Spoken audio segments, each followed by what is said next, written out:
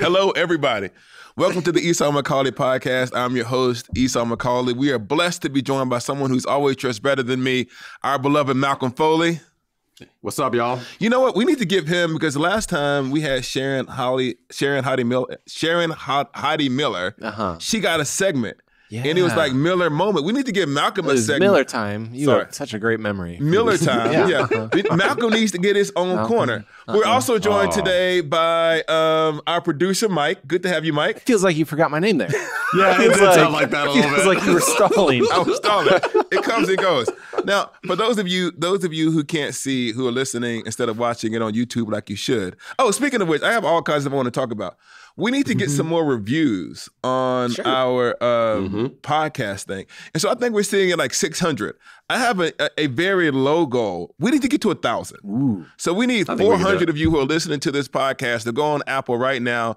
Only giving 5 stars. It's 5 stars or nothing. If you don't believe it's 5 stars, you don't like it at all. But if you do believe we're a decent podcast, please like and subscribe and pass the word. But what I was going to say is that for those of you who are watching, you might see that Malcolm is dressed better than me as usual. And I today have on, and a lot of people talk about my wardrobe, right?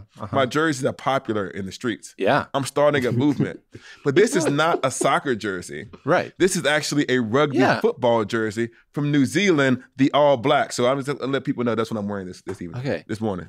Esau, so the All Blacks, very famous. Very famous. Rugby team. Rugby team. Do you find it concerning, problematic, they're called the All Blacks?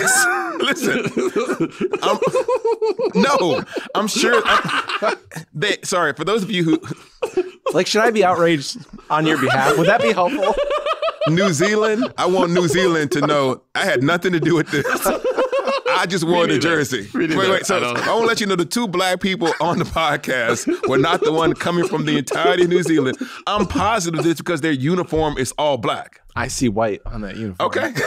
New Zealand, please be happy to send emails to Mike messed up at holypost.com. For all of the people, much love to the people. I've just always been confused by that. I'm going to say something positive about New Zealand. Okay. Because we have a whole New Zealand hive. I don't want to lose our New Zealand audience. I respect the contributions of the All Blacks to sporting culture, and I pray for your success. We good there? All right, we're good. Okay. We'll let it go. Yeah, yell at Mike. Okay. Now, for our first story, it actually comes from SNL. I don't know if y'all still watch SNL? You still watch live television? I never watch it live, but I'll check out some of the skits on YouTube the next day. So there was this one skit that went viral. It was, I don't know what's it called. In the skit, I'll see if I can summarize this pretty quickly. In the skit, these people come to see their grandmother who's in a nursing home. And they have brought grandma a tablet where a lot of the photos that she had from her childhood have been brought to life by AI. Yeah. And at first, it's cute. And it gets increasingly disturbing as they show more and more photos. Can you give us an example? Yeah, so at first, she's overjoyed to see her father, played by that night's host, Glenn Powell, smiling and waving, looking young again. But then the next photo, she found her mother smoking a hot dog like a cigarette. Because the AI got confused. Right, while her father tried to roast their dog who didn't have a head. and so what I think they were trying to get at, and as it kept going, we don't need to tell them about all of them. As it kept going, AI continued to make more and more mistakes, and I was physically uncomfortable watching. I don't know if we can show some of the clips of some of the things they saw. And then Grandma said, can't we just leave it the way that it was? And then the kids go, no, you have to. And I think the thing that was interesting about it is it shows how sometimes like technology can not only like serve us, but take us and force us to see things that we don't want to see. So let me ask you all this. Have any of you put in a prompt to ChatGPT that has gone spectacularly wrong? An image or anything? Malcolm, you got something? You got something, Malcolm? I don't have anything bad, but that's mostly because, I don't trust it very much. So I love that. I can get freaked out by the fact that, so I've got Apple Intelligence on my phone. So like in text messages with people, I still do have it gives possible suggestions. Yeah. And there are times when like people have texted me and Apple Intelligence's suggestion is exactly what I was going to text back. Oh no! So I'm like, that's great. Cool. So wait, you got off the technology train at auto type. Wait. All right, follow-up question. No, but yeah, go ahead. Well, because I'm going to take us off track, but it's the East Color podcast. That's like our tagline. Yeah. So when your phone now, usually it's smart enough that like if someone's texting you and their number is not in your phone, but it can tell who it is. And so it might say like maybe Esau. Maybe. Yeah. Do you bother to take the time to actually create the contact, or does that person just forever live in your phone as maybe? Maybe. Because no. I do put in the contact. Some of us might still have maybe Malcolm and maybe Esau. Wait, I'm not saved. No, you're saved. So maybe I don't know. It was interesting because there is when I first started doing preaching regularly at my church, I would like try because it's really hard to get the exact image of something that you're trying to convey. And so and everything is licensed. You're like, I don't want to pay, who are all of these photo companies. So I would type in some kind of prompt. Yeah. And it was always a little bit disturbing. And I put it on there's only one that I ever used. And my son came up to me after church and was like, did you use AI on that? He's like, don't be putting AI on our church. I was like, I can't rebuke him. I was like, I do think there is, even amongst young people, because there's a look that AI has. Yeah. There is a resistance to this thing that feels glossy. Well, and I think the interesting part of all of this is that Skit was kind of acknowledging, even though AI is supposed to be the future of humanity, right? Either save us or destroy us, possibly. We all kind of realize this technology isn't that good right now. Yeah. Like, especially when it comes to creating photos, or like, it's a thing in the office where we'll like make it like write something for us, and it's terrible. Yeah. And so it does kind of like make us question, I don't know, is this gonna end up being very good? I think maybe this might seem to be weird to talk about what they actually did, because this is a common technology, is to bring things to life. Do you need your photo to move in order to have an emotional connection to the thing that you saw?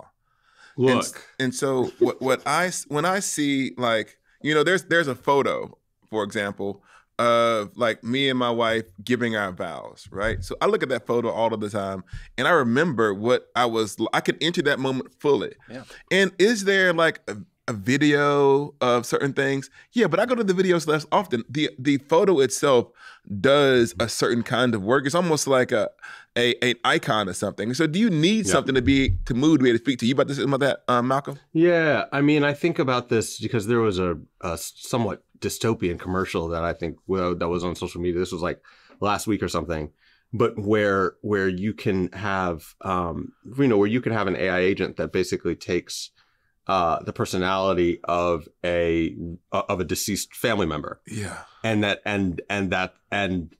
people were lauding this as like this significant development or whatever. And it's, I mean, there are Black Mirror episodes about that kind of thing. But the fact that, but you talk about kind of the nature of a photo. I mean, a photo is a snapshot. Like that's what it is. When you start kind of placing into it life that fundamentally isn't true. Yeah. Even in its fostering nostalgia that like isn't true. Like this is not who this person was. This is that's something I think to keep in mind. You just reminded me of something when you said this. About 3 or 4 years ago, I had completely forgotten about this. Someone sent me an email, and they were creating like a living Bible. Mm-hmm. And what they wanted to do was upload all of the things that I had written and the answers to a series of prompts. This is like pre-AI. I had not heard about it. AI would probably exist. This might have been 5 or 6 years ago. Anyways, they sent me this email and they said, okay, we want to upload like a lot of the things you said about the Bible. And we're going to give you a list of like 50 questions about what you might think about the Bible. And from that, this machine, I didn't realize I almost got ChatGPT now, and I say this. From this, the machine will extrapolate, and people can click on any Bible verse, and they will get the Esau Macaulay answer. Wow. So there was almost, I ended up not signing my rights away, but I didn't realize that I would probably be now, you could have an electronic Esau running around answering your Bible questions based upon what ChatGPT, or whatever that would have been called, thought that I would have said. So yes, there was almost, would you have done that, Mike? Are you accusing me of creating a side hustle where I'm reaching out to Wheaton students and saying, instead of paying Wheaton who knows how much in tuition, pay me $100 and I'll give you the AI version of Esau? I've completely forgotten about that. I think even if you have, and this is the great thing about Q&A, even if you have all the things that someone has said, what you can account for is the dynamic of a human interaction. And part of what it means to be a person is that the person is not just unreliable, it's the fact that we're creative. And what these ChatGPT things are is turning us into the summary of the things that we're likely to do instead of actual person. And that's a surprise in human life, right? You watching sports where the person who never, like there was in the MLB playoffs, the guy who hit, I think, the game-winning or the game-tying home run had said the entire year he hadn't hit a home run off of right-handed pitching the entire year. Inning 15 and whatever, he hits his home run. And that's the part of what makes us human. It's the fact that it's unexpected. And so, yes, can you program in some randomness in AI? You probably can, but I think what you'll miss is the genuineness of what's going to occur. Like, for example, last week, I randomly called you the co-host. This would get back to being a producer. It's like, that's the give and take of life. I mean, it feels like you didn't actually call me by any title this week. So potentially I'm still the co-host. Related to this is, did you all watch Toy Story? You guys Toy Story people? Yes. Yeah. Okay. So related to this kind of AI technology, the problem is they released a trailer for Toy Story 5. And as is the case, if I can review a movie without having watched it, before it's even out yet. I'm going to give you my review for Toy Story 5. Love it. Great film. Awesome. But all we know as relates to Toy Story 5 is that the main character or the main, like the evil person who shows up, the bad guy is a tablet. Yeah. And I think it's getting at this exact same thing, that the problem that is facing our children is the lack of real connection. So, wait, how old are your kids? 7, 4, and 2. How old are yours? Are young. How old are yours? They're 3 and 5. Okay, so do you all have tablet rules that you're going to have, or do you have a philosophy as to how your kids are going to play? Oh, Malcolm. Oh, come in. Educate us. Make us better parents. Well, no. I mean, we're figuring it out because right now, kind of after quiet time for our 5-year-old, she's got some time with a tablet, but it's one app. It's like it's a Khan Academy. It's a Khan Academy app. And like that's the only app that she can use. But I have some very strong thoughts about my daughters and social media just because of the negative psychological effect that it has specifically on girls up until they're like 16. But I also see how easily they can get sucked into it. Jasmine, our oldest, loves reading, and that's something that I really want to, that's something that I really want to cultivate. But I also know the ways that the tablet and TV can just kind of suck her in. Do you have tablet readers? We are a no tablet house. Really? So we let our kids watch TV in the morning when they first wake up for a bit, and then like usually after quiet time in the afternoon for a little bit. But maybe it's just because I grew up and I could watch TV and tablets didn't exist yet. But I feel like a TV show is less addicting than these tablet devices. And so like I have just resisted for as long as, and we'll see, there will probably come a day where we'll have to cave. But I think any technology that is as addicting as smartphones and tablets should not be put in the hands of our children too quickly. So here's the crazy thing about this. We didn't buy any of our children tablets. Well, no, they've had tablets. Sorry, the tablets that our children currently use are given to them by their schools. Yeah. The thing that has made this like really, really difficult to police is that now, and I want to at least put into context what I think was going on with the tabletification of almost all education. Most schools now give some form of a tablet or something. I think part of it was the idea of equity of access. In my family, we would have had a computer for kids. If we wanted our kids to do homework, they could do it on the family computer. Yeah. But I think the issue is there was a lot of families who didn't have computers. And so giving tablets to every kid is an issue of equity. But now almost all of the homework and the assignments are happening on these tablets. And so, yes, can the kids do their homework, and if you're not watching them every second, do they close it and click on something else? And so and even when there's a bunch of controls on it, there's certain things that you have to give enough functionality for them to be able to do their assignments. And so a lot of our policing now is actually policing the tablets given to them by the school. And if we could go back in time, I think it's impossible to kind of put that back to where it started. But I think we could go back in time. I think my daughter is in 4th grade, and she has a tablet from her school. And I think she does. I can't remember. Like the tablet, there's so many tablets now. I don't know where they came from. But I think that we can go back in time and not introduce tablets into schools, we'd be better off. I mean, it feels like a lot of schools, at least with cell phones, a lot of schools are starting to do the no cell phone in the school policy. Yeah. I think Jonathan Haidt has been very influential with his book, The Anxious Generation. And it'll be interesting if the schools also eventually reverse course on tablets and Chromebooks and all that. Malcolm, is there any theological reason? Make us lift the quality of our show. What did Jesus say about tablets? What did Jesus say about tablets? Give me some theological anthropology as to why I should not use tablets. Great. Too much. Yeah, we can do some theological anthropology. I mean, I think it's really important that especially for kids, that one of the primary things that they learn in a school environment is how to interact with other people. Okay. And I think that I guess it goes back to like what I think human beings are for. And this goes back to what my discomfort with like using AI to like reproduce like deceased family members and stuff like that. I'm like, part of what it means to be human is also to to struggle with grief, to figure out how to interact with people who you don't know, and how to navigate conversations and all those kinds of things. If this is something that is meant primarily to facilitate that, okay, cool. It's a tool. It can be a tool like any other tool. But as we become more dependent on these things, they become less tools and more crutches. And that's it's a discernment process that I think we just have to be careful. Can Toy Story work? And what I mean by this is, is there a plot point that is going to actually turn the tide? So can you? I'm imagining. How could that, I'm imagining. Maybe I'm not a writer. I'm imagining the plot of Toy Story is going to be, the kid gets the app or whatever, and now he plays with the app a lot, and he ignores his other toys.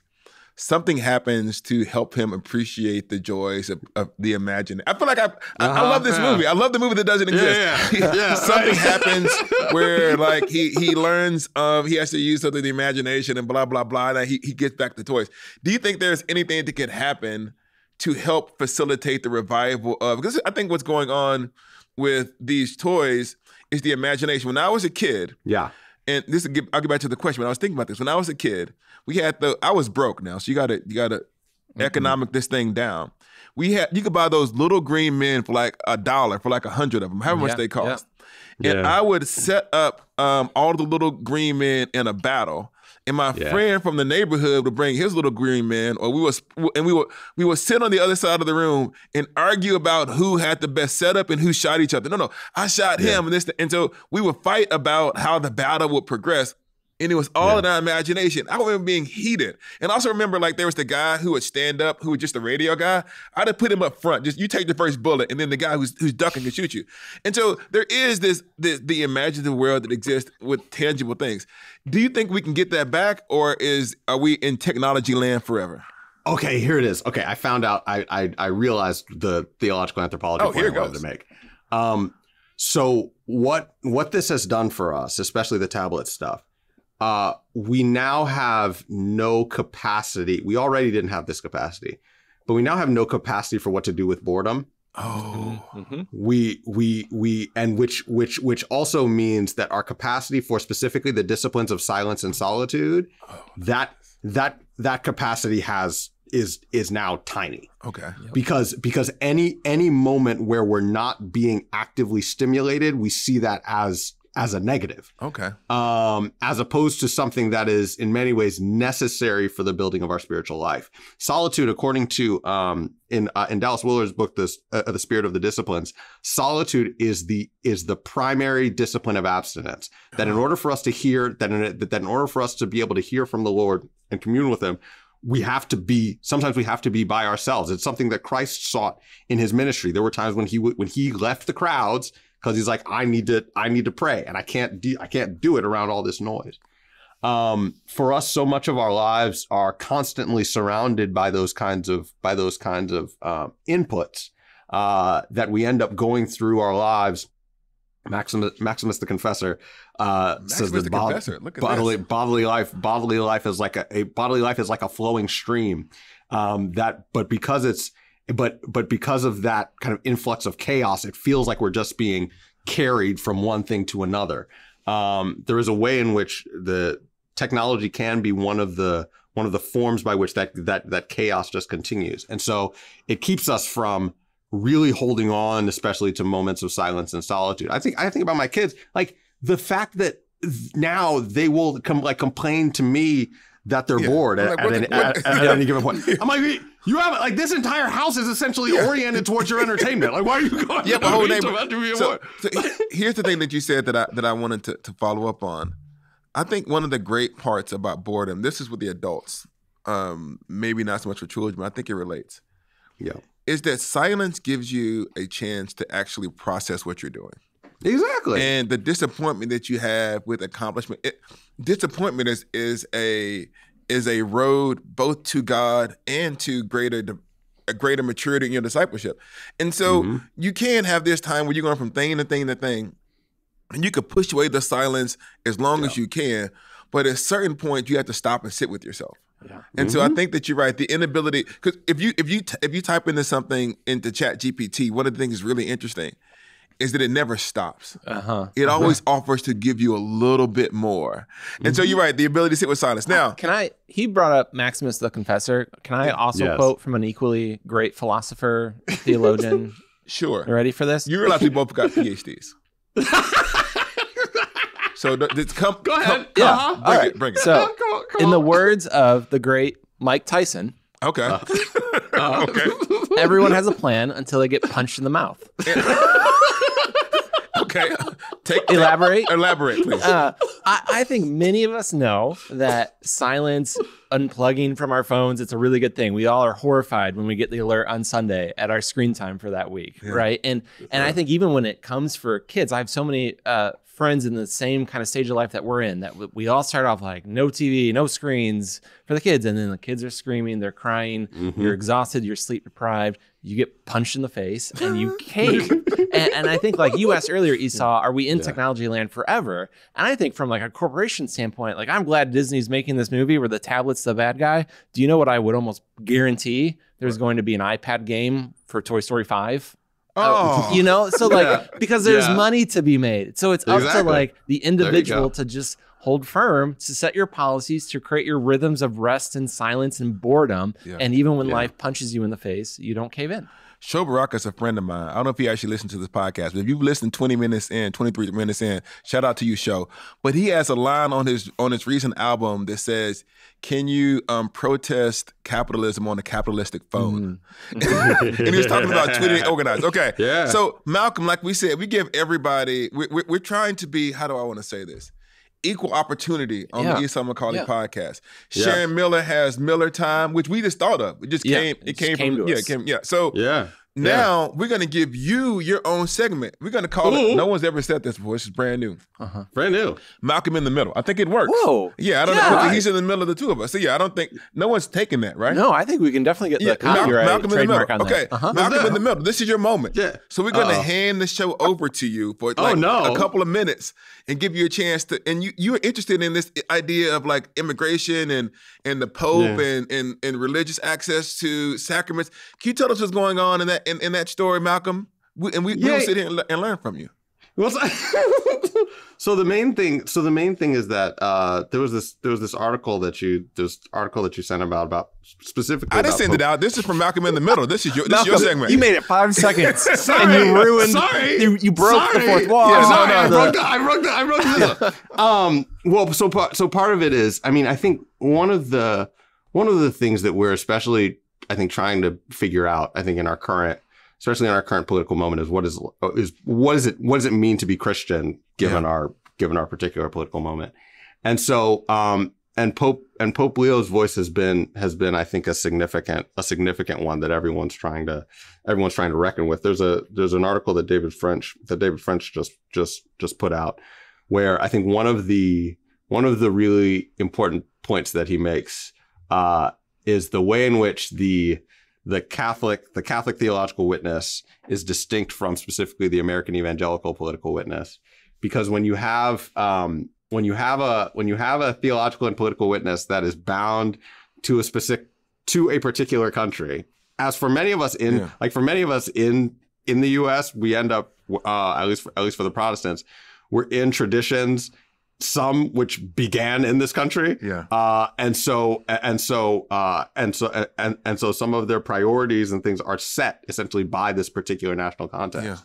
It's important for us to be able to zoom out. So French names the Catholics. I mean, for me, for the last 10 months, I've been deep into Eastern Orthodox spirituality.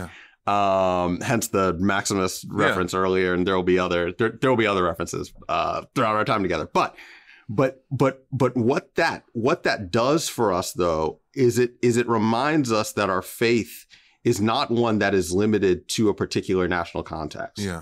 And it also, like, we also need categories that can keep us from thinking primarily along the terms of Democrat and Republican too. Like I want to tell my church, I was like, I don't care about those categories. What I care about is Christ-likeness. What I care about is whether or not you are submitted to the Lord in the work that the Holy Spirit wants to do in you, in growing you up into Christ-likeness. That is not only the most important thing, it's I believe the only important thing. It's the only thing that matters. And so the primary question, if I think through an issue like immigration or abortion or the death penalty or anything like that, the primary thoughts that ought to go through my mind is, how does Christ have for me to treat my neighbor? And that's the direction, that I want to be able to go in wisely and lovingly. I want us to be a people who don't necessarily care what other people might think of us as we're living lives that are obedient to Christ. Like it doesn't matter if you want to put me in a particular category, whatever. What is most important to me is that my eyes are fixed on my Savior who died for me, but also who got up from the dead. And so if he tells me to do stuff, like, that's the stuff that I'm going to do. He tells me to love folks. That's what I'm going to do. And so and to the response is like, well, then this will happen to the economy if you do. Frankly, I don't care. Like, what is most important to me is that we're living lives that are pleasing to the Lord and obedient to Him. I think that one of the things that makes the Catholic Church interesting in this moment is that Pope, I was going to call him Benedict. What's the Pope's name? Leo. Sorry, I like Pope Benedict. That Pope Leo is beholden to people outside of the United States. And one of the things that's really interesting is whenever someone is trying to cover the Catholics, they're often confused because they will be pretty strong on things like environmental devastation because they live in parts of the world where this is pretty prominent. And it isn't a no-go to talk about environmental devastation.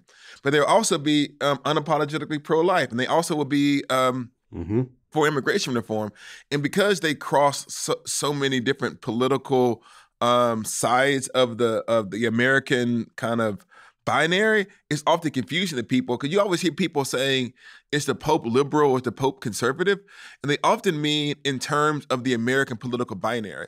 And I think that what French is trying to get at is what we need is not just what we tend to have in the United States is swinging from one side to the other and just thinking the solution to our problems is to adopt one entire platform versus the other instead of a more comprehensive rebellion. One of the things I think was really interesting in that story and some of the other stories that have come along with this is in particular how some of this stuff relates to immigration. One of the concerns the Catholic Church has been voicing recently is that some of the immigrants there have been denied sacraments.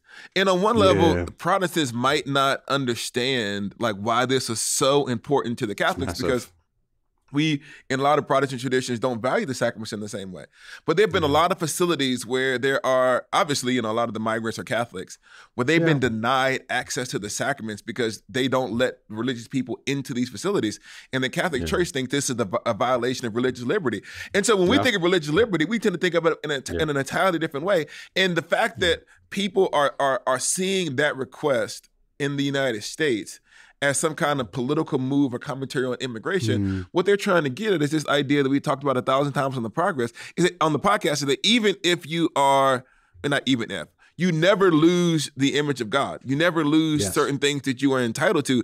And that even if you had, that's not assuming that everyone who has been detained has committed a crime, even if you had committed a crime, what you should get access to is something like confession or the sacraments. And so I just found the fact that there's been such indifference to these religious claims as being is showing the fact that we can't even see the idea that a migrant or a person who is here who's waiting to have their case litigated deserves access to pastoral care. And there have been some images even here where we are in the Broadview Detention Center where some of the priests have been arrested and clergy have been arrested for trying to offer religious care to those people. Yeah, I mean, it's another long list of examples of Trump, even though claiming he's done more for Christianity than any other president, that he cares about a particular type of Christianity, mostly white American Christianity, but does not care at all if for Christianity that's practiced around the world and by people of color. I mean, even with a lot of the ICE policies that have been enacted this year, many people of color have been hesitant to go to church in their communities because ICE has targeted those churches. We see this. And you just kind of want to say to the Christian who supports Trump, it's one thing to support Trump because you are a fan of some of his policies, but you still have to be able to call a spade a spade. And when he is acting in ways that are dehumanizing and abusive and harmful to people, especially, and even people of faith, which clearly he is here, it's a problem. So, talking about hard things, even when it's inconvenient, we were hoping to run out the clock and not get to this story because I don't know. One of the things that's been in the news, we try to just talk about, one of the things that's been in the news recently that we felt like we ought to cover because it's kind of a part of the conversation, and it does relates to facing difficult things, is the release of the Epstein emails recently. Now, Mike, I'm not going to make this Mike's Corner. I'm not going to do that because people say I always give you the hardest topics from Mike's Corner. But can you summarize a little bit about, not the emails just yet, who is Jeffrey Epstein and what was he convicted of doing? Can you at least give us some idea of this part? Sure. So Jeffrey Epstein, I don't even know how to describe the guy. I mean, he was a well-known, well-connected figure among the rich and powerful in the 90s, 2000s. Yes. He was convicted of sex trafficking. Underage girls? Specifically underage minors, underage girls. And essentially, he had an island, a private island that he would fly these girls to and assault them. And then he's accused then of also flying in rich and powerful friends of his to also partake in these horrific acts. And so the question is, and the question is that it's often been the case, is who went to the island, what did they do, and what did they know? Yeah. And the entire conversation that people have about the Epstein list and these things is an attempt to figure out who all went to the island. But the thing that is at least clear is that in the context of the moneyed upper class culture that he was a part of, that he interacted with all kinds of celebrities, and there's tons of pictures. There's this one interview with Melinda Gates, and Melinda Gates, who is the ex-wife of Bill Gates, and she says that like when she met, I think she said when she met, and you can edit this out, but I'm like 90% positive. I remember this interview. She said she met Epstein and had nightmares. Wow. from just meeting him. Yeah. And she said it was one of the reasons that she got divorced from Bill was because she was uncomfortable with the fact that he knew him. She didn't go further in that. She just said, like, you should ask him that question. Now, here's at least some stuff that we know. We know that people knew that he had an island. We can assume that people knew that he had an island where some illegal or very profoundly immoral activity was going on, and they continued to engage and interact with him. And this is the commentary on the actual moral world of the moneyed elite before we get to anything else.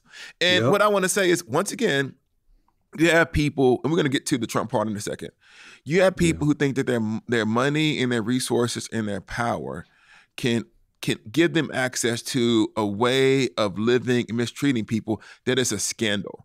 And so whoever was involved in that, I don't care if you're Democrat or Republican, we ought to know who you are and you ought to be held accountable. Now, with that being said, what is going on with these particular sets of emails that have been released in the last few weeks? Yeah, so the Democrats released a couple emails a few days ago. Then the Republicans ended up releasing thousands of emails. There's one that has caught a lot of people's attention. It's from 2011, a note from Epstein to Ghislaine Maxwell, who was his essentially right-hand man. Right-hand woman. Right-hand woman, yes, thank you. And the email is, I want you to realize that the dog that hasn't barked is Trump. Victim, spent hours at my house with him. He has never once been mentioned. Police chief, etc. I'm 75% there. And so essentially, the email suggested that there might be another unknown victim that with whom Epstein assumed that Trump had a sexual encounter with. But as more information has come out, the hidden name turned out to be the late Virginia.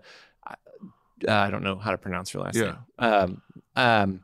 One of his most famous victims, who has worked for Trump at Mar-a-Lago and has specifically and repeatedly denied that the future president had sex with her or any other girl, even though she made other allegations against many other powerful figures. And so essentially the left is saying, look, we've got a smoking gun. Trump spent hours alone with a victim, while the right is saying, no, this is old news. We already knew about this. And the victim has said that Trump did not do anything wrong.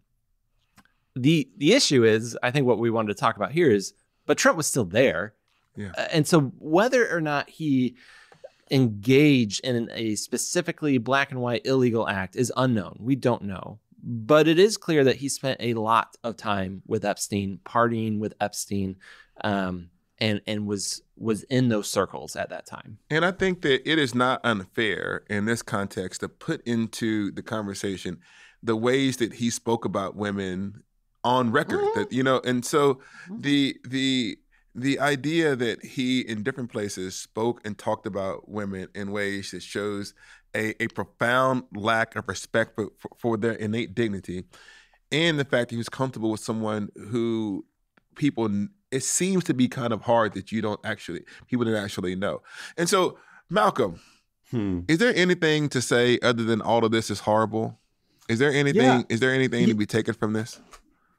Yeah, I mean, we have to, each of us has to ask the question of, like, does this matter to us? Like, do we care about the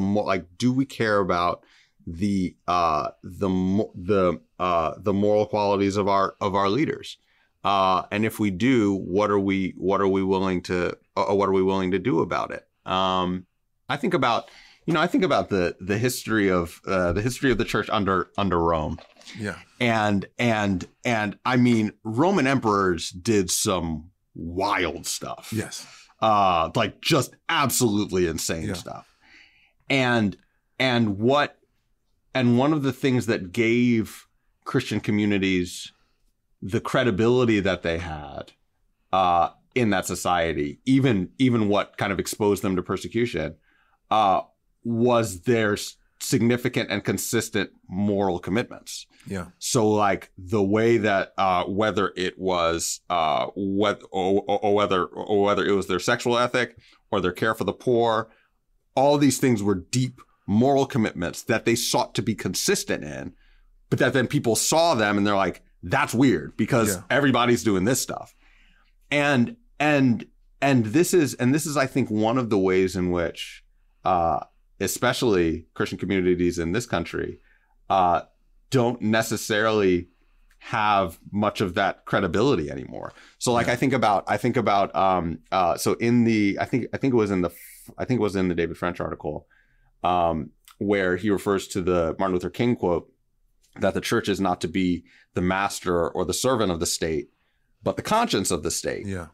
But in order for the church to be the conscience of the state, it has to have a conscience. It has to have a conscience. And it has to be a community of people who are actually seeking to live up to that moral model too. Is one of the things I want to press even with my own congregation. I mean, we just met as elders, and I was like, our goal is to build a community of little Christs. Yeah. That then people will see and and they'll see it in its glory, and they'll be like, how can we be a part of that? We've spent a lot of our, at least in the American church, I think we've spent a lot of our kind of religious and political capital just trying to get into the rooms where it happens, so to speak. And people are willing to compromise to get there. I think about even with, I think it was Al Mohler, the way that he talked about Clinton morally, and then that just goes right goes right out the window when it's can I say something about that part? And this is one of the things that I wanted to take from this. You can't keep pushing things down the list. Yeah. And what I mean by that is what happens is we tend to use a emergency to get rid of ethics. And so people say, well, this election or this context or this moment is so important, we can deal with these other things later. And I think that what is necessary instead is to say, it doesn't matter who it is, we have the same moral standard. But related to this, I think that in a context where you have a series of unfolding abuse and sexual misconduct happening in the church, where a similar kind of logic is at play. This person holds the right theological positions, so even though they have these other ethical things, we'll deal with these things later. And I think that we do need to return to this idea that the protection of the vulnerable is not something that you do after you solve the other problems. Yep. And I think that there is something going on where we've turned, that's what we wanted to get to earlier. We've turned issues like abuse and sexual misconduct into the American political binary, where people are, you're just saying this about Epstein because you want, no, maybe I just think that assaulting young women is just bad. It's bad. It's just bad. Right. And the same thing, like if there's an abuse crisis in the church, people often say the people who are raising these abuse crises are just trying to destroy the church. And people get real spiritual about demonic oppression when it comes to this is a devil attacking the church. Maybe the devil attacking the church is the person doing the evil things. And so I do think that we need, as it relates to Epstein, as it relates to abuse in the church, is this consistent moral standard. And this is where this stuff becomes super uncomfortable. There was an entire revolt against holiness. And this idea that some of this holiness stuff was overstated. And I do think that if you were, and forgive me if I'm drifting far from Epstein, but maybe this is just where I am as a person right now.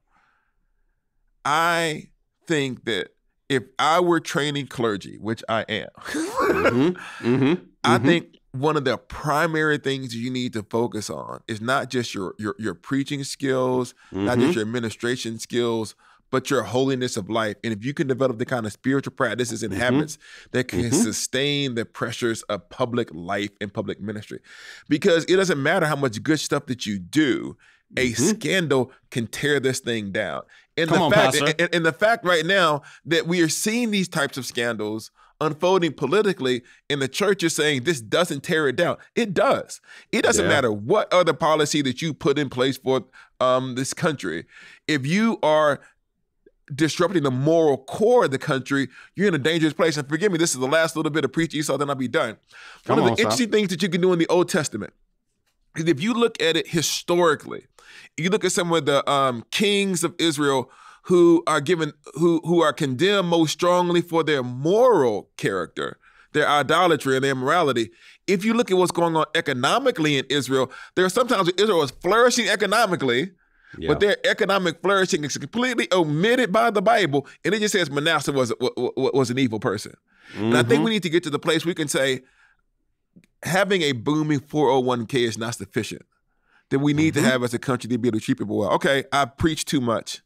Mike, do you have anything to add? This story makes me think, we talked earlier about screen time with our kids. And there was this one time where our oldest, Oliver, I think I told him to, hey, keep an eye on your little brother. I'm going to go grab a quick shower. Yeah. And I shower, I come out, and he's watching TV, my oldest, while his younger brother is crying right next to him. And my oldest is just like oblivious because he's just glued to the TV. And I'm like, what are you? And it's like snapping him out, like, what are you doing? Your brother is crying next to you. And he's like, oh, sorry, I didn't even hear him. I was just watching TV. And I think for so many of us, we are so glued, maybe quite literally to our phones or to our political infighting, and we want our side to win and not the other side.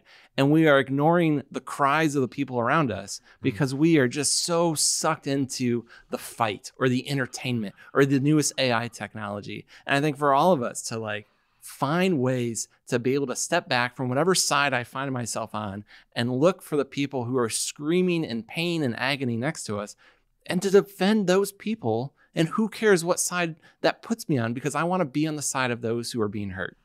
That was great. I need to say something though. Yeah. Last week on the podcast, we debuted a closing segment. Yeah. What? Called How Does It All Fit Together? Yeah, I know. Or Esau Explains It All, whatever it was, right?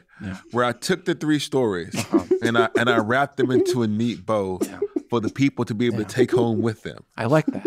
And we were just about to get to that point because we were near the end of the podcast. And I said, Mike, do you have something to say? And you literally stole my segment. So I was going to summarize what you could have taken from this podcast, but it was stolen from Mike, the glory hog. Stay low. But that was a great close, but now I have nothing to say. It feels like you kind of ruined the great close. Because it was supposed to be mine. Anyways, okay. It's the Esau McCauley podcast. Literally called the Esau McCauley podcast. I don't know, guys. I think it's currently that way. Who knows? In a week or two, who knows it's going to be. We can change that. So anyways, thank you all so much for listening to the Esau McCauley podcast. It is actually true. We're trying to get our reviews up. So if you've not liked or subscribed to the podcast, please do. Please leave a review. Pass the words to your friends. Help us grow, because if people don't subscribe to the podcast, how many cute kids do you have? I got 3. And I got 4. How many kids you got, Malcolm? I got 2. That's like 15 kids. You want these 15 kids to starve? Subscribe to the podcast. Thank you all, and we'll talk to you all next week. Please like and subscribe to this video if you want to see me, Mike, and the rest of the team continue to think through Christianity and popular culture.